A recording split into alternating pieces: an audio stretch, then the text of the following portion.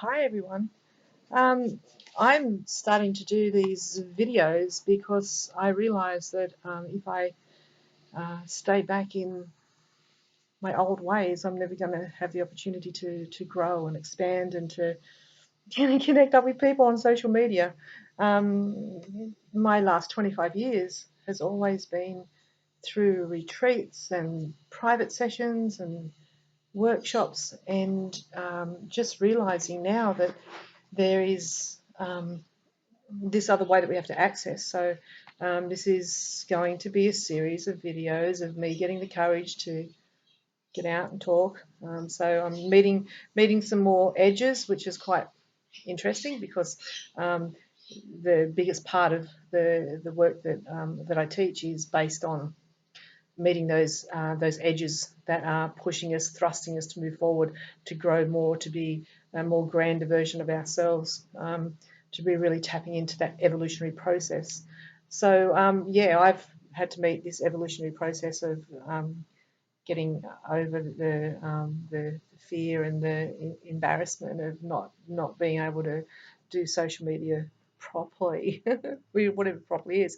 So I've realised that yeah, it has to be about just organically, just like, and I'm seeing so many people just organically just getting on, sharing, expressing, inspiring people, really tapping into this beautiful energy that's um, an awesome representative of how okay it is to just be us and not have to show up in this special way or to be connected to some sort of big organization, and no matter what that be. I think it's a really beautiful time now that we're all really coming together collectively, saying, supporting each other, helping each other to be able to be organically free, to know that our spiritual pathways are no longer also limited by dogma. They're not limited by restrictive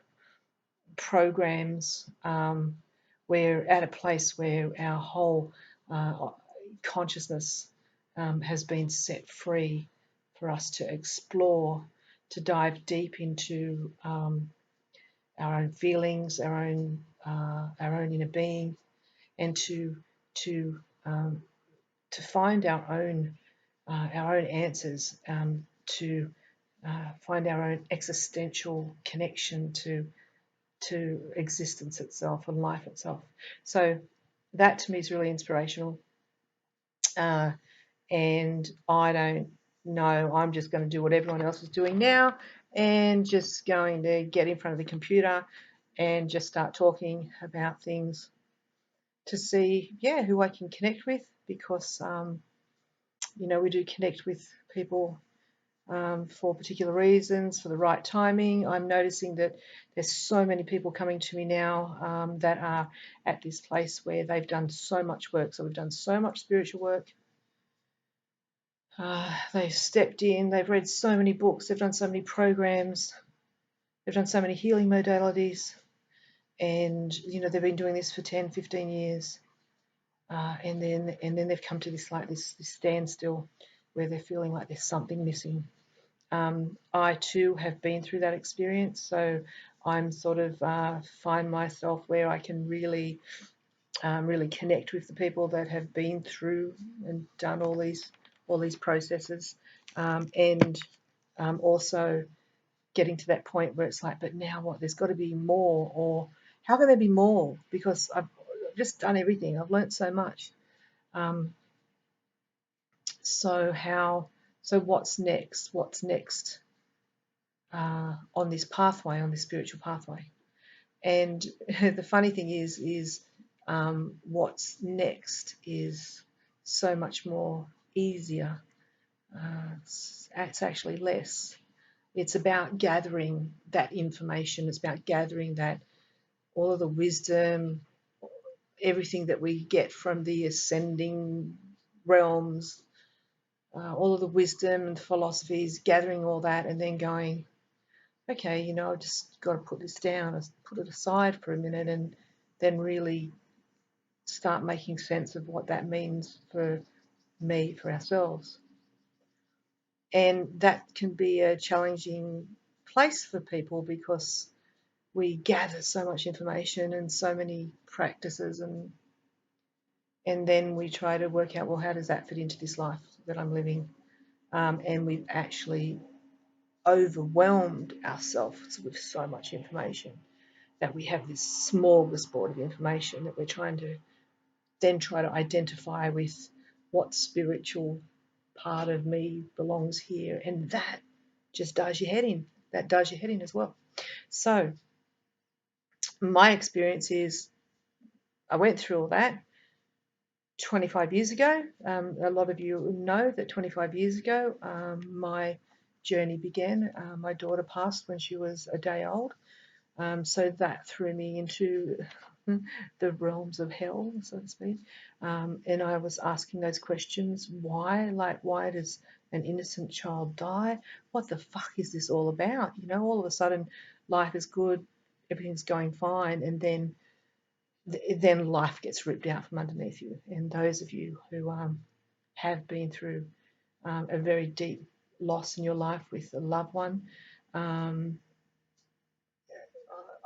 here to actually, be testimony of an incredible, and I will say a gift. And I know that that's possibly hard for people to get their head around because grief and loss is not something that you'd expect that you'd get something, a gift out of. But there is it opens you up to a world that you never experienced existed.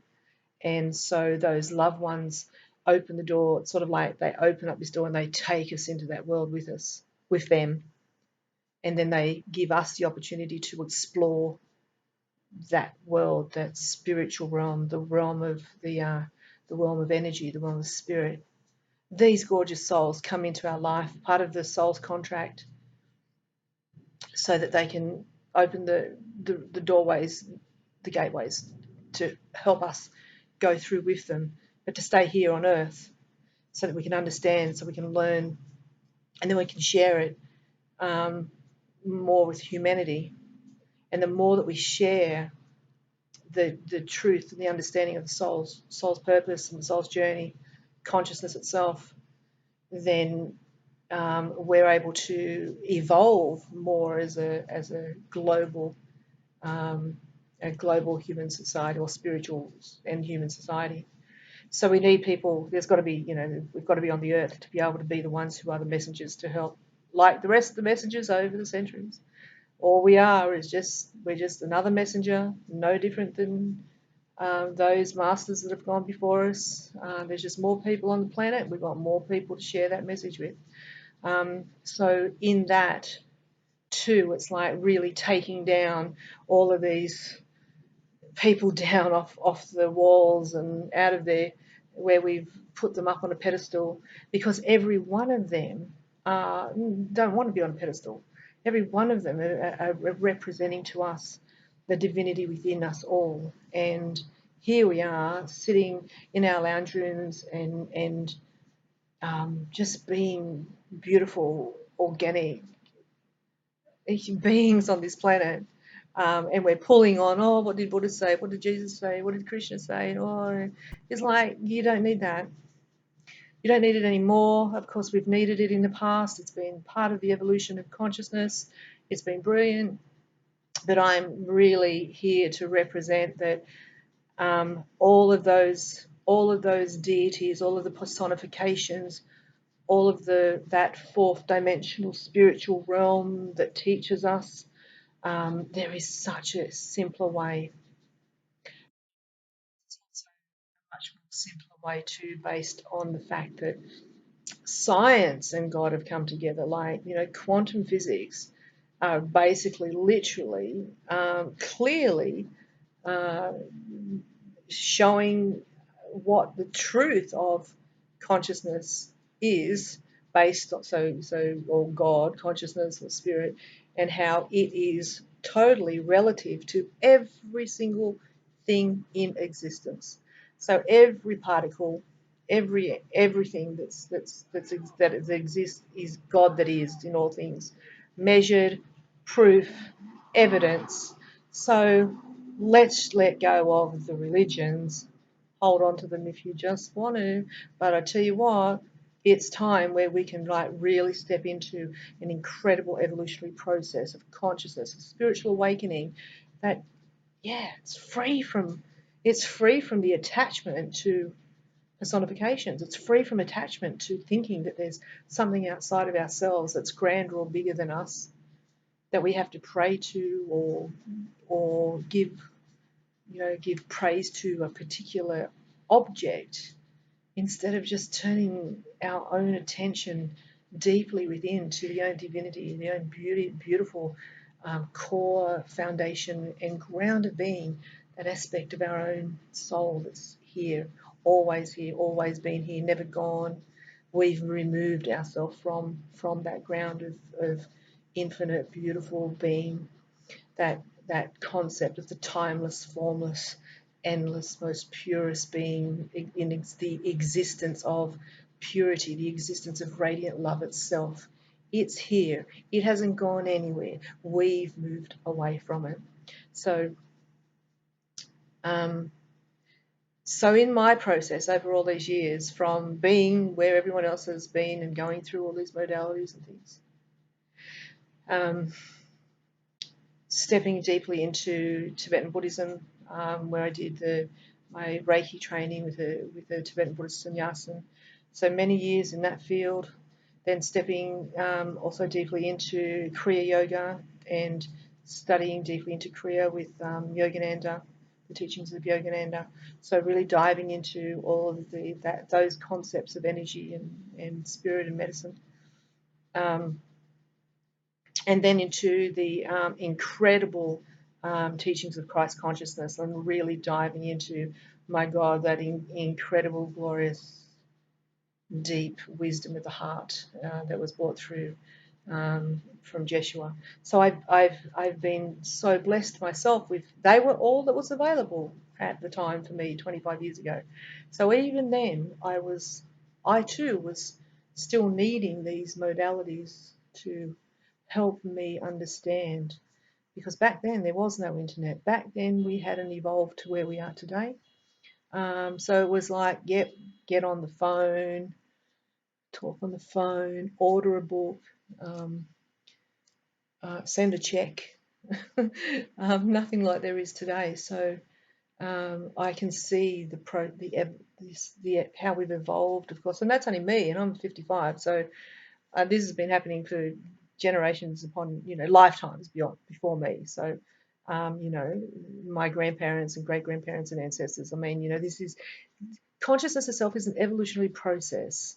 The world is no more spiritually on a spiritual advancement today than what it was 200 years ago. It's all just happening. It's all occurring. It's all part of the divine principle. I'm not even going to say the divine plan. It's part of the divine principle of creation itself. So how cool is that? And it's not that we're more advanced or that the planet's evolving and that we've got this rapid vibrational frequency happening on the planet. So it's just happening. It's just an incredible, just such an incredible, magic, mystical, fantastic expression of the creative principle, the ground of being, God itself, whatever you call it.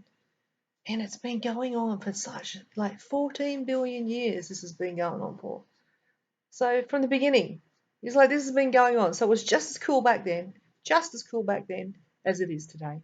And it's just going to keep on just getting cooler because we're becoming more conscious. We're becoming more conscious of ourselves as that process. Not it and me as something separate, but the entire evolutionary process is who we all are, what we're all going through. So it's not just about anymore the third dimensional waking up into the fourth dimensional beings.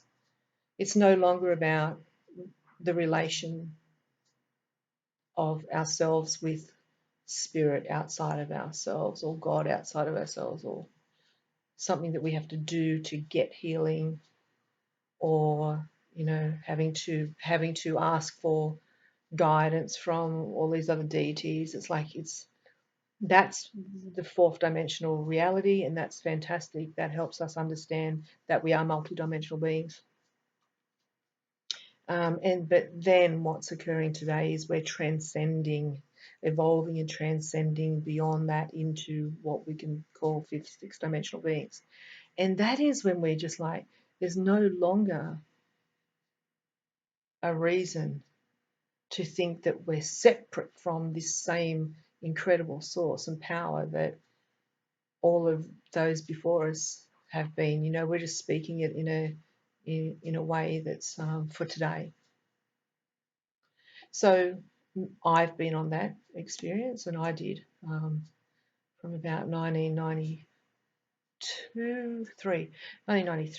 I went to learn Reiki, as I said, yoga, Kriya yoga.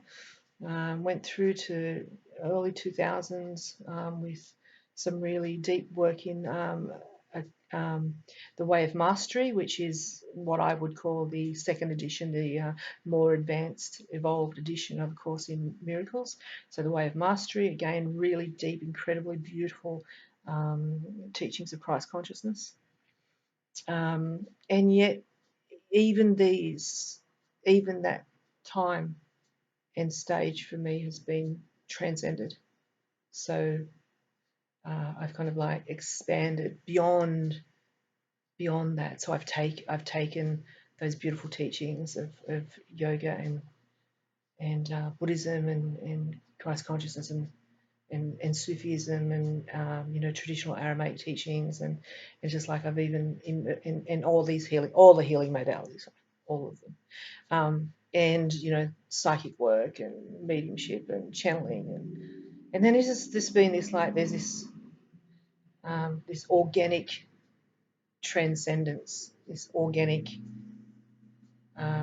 it's just a movement, an organic transcendence is really the only word I can say. It's like gently, effortlessly, just like all that stuff falls away.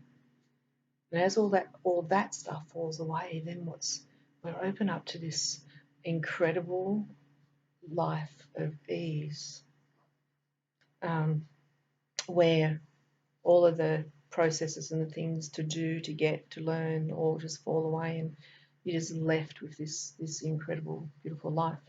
Now, one of the things that I do find today is that this, for people that evolve through these different paradigms, and which we'll do forever, or for a long time anyway. So these different paradigms of third and fourth dimensional teachings.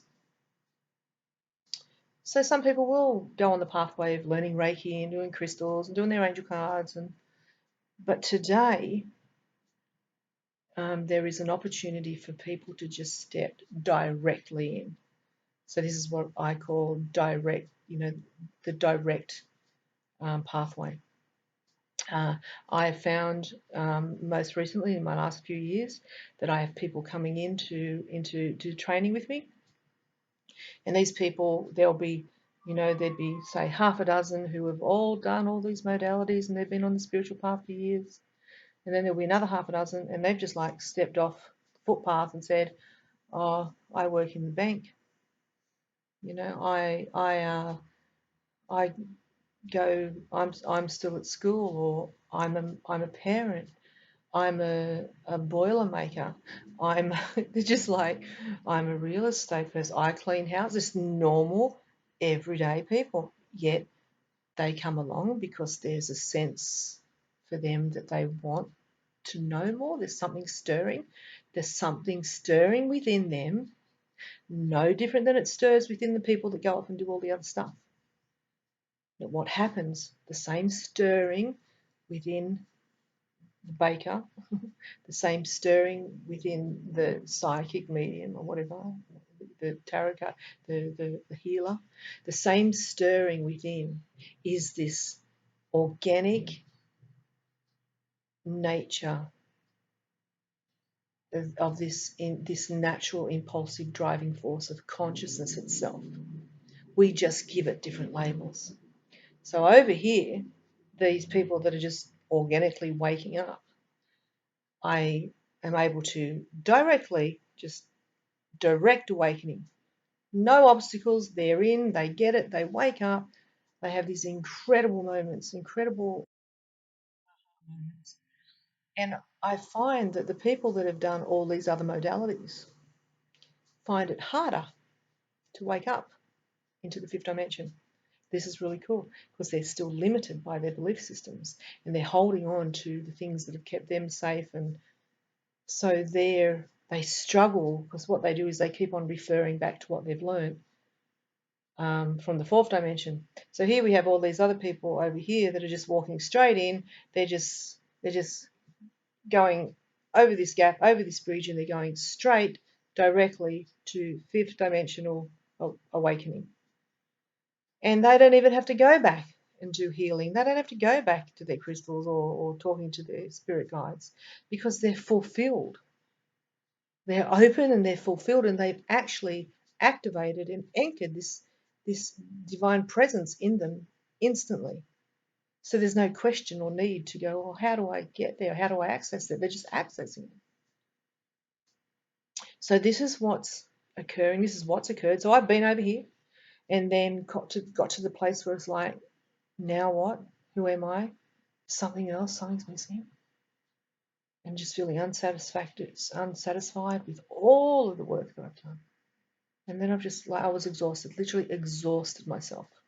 So after I've written a book called Return to Soul, and there's a little bit of my biography in there about the journey that I took and doing all these modalities. And my visitations from spirit, all those really groovy, phenomenal things that occur, mystical moments, all these things that do occur through that, moving through those subtle realms of fourth dimension. But then when this came to a standstill, this is in this new information that started coming to me in about 2004 today. So it's been another beyond a decade to be able to be putting to constantly be staying with this information that was channeled to me through the cosmos and through direct source consciousness itself. And today it's called the awakening process. I've been tried and testing it for years. I have the most incredible community and students that are just like, they're snapping their fingers and they are just fully tuned in to this most incredible life that's full of fun, love, joy, happiness. They're meeting the edges, they're meeting the struggles, but they're meeting them with curiosity. And it's like, instead of things being bad or wrong, they're meeting it with curiosity, with this vibrant, conscious being that wants to learn, to grow, wants this intelligence to continue to expand as part of that divine principle itself, this creative principle. So things are no longer coming in as issues or problems. The process, so in the awakening process, there's also tools and sharing that is about like really doing some deep inner work as well. My own work, of course, has been having to heal through a massive amount of trauma. The death of my daughter, then going back through my own, my inner child stuff and my belief systems and just everything. So I've been really blessed too that my spiritual mentor was just brilliant on being able to help us move into some deep practices of self-inquiry to look at where this stuff still kind of locked into our subconscious and our collective conscious or subconscious. So a lot of that work, a lot of the work that is in the awakening process is also based on trauma work, healing, anything to do with with crisis, grief, depression. This whole journey not only took me through um, the spiritual stuff, but it also led me on a pathway into um, transcendental psychology as well, and existential psychotherapy. I see it's like a soul psychology is probably the words that I want to get out, like soul psychology, where we're really bridging, psychology, the Western mind, intelligence, with God. Yeah, so it's sort of like it's not just about this; it's both. And how do we integrate that? How do we unfold that, and see it in its wholeness as well? And even in my work as a transpersonal psychologist, I get this a lot, where a lot of people are coming in with us and they're on the spiritual path. They're doing really cool stuff, but there's this gap. There's something's missing. There's this thing that's missing, and I help them get into that space and find themselves, return back to the true nature of their being, and then it's about being able to start understanding our own conditioning, which we're all doing. But it's about going into this place of demystifying the concept of and the mystery of the self as the human self or the spiritual self. So it's like really, helping us wake up to that aspect of our spiritual being. So um, this is my first video, and so I got excited. I'm all excited. People will go that I don't have a problem public speaking, but it still is a bit daunting. So I'm just going to continue to play around with this like everyone else. Invite anyone to, if you're ready, if you're feeling that you've done so much work and you're feeling that there's this emptiness, there's this something that still needs answering, and it's this tiny little something deep within, and that you just know that there's something so profoundly mysterious about this tiny little thing that still is waiting, just waiting to get that one answer to who am I and why am I here, and how that tiny little voice, or that little essence of being, holds the key to tapping you in to this most incredible universal potentiality, where everything manifests without attachment. So everything's manifest. You don't. It's not even like you manifest because you don't need it anymore. So all of a sudden abundance is manifested in all ways because you're not attached to that, because you're actually putting your entire commitment and relationship on that little tiny thread that's still waiting to align with you and to anchor into the truth of your being and to remind you of who you truly are. So yeah, I'll see you all soon.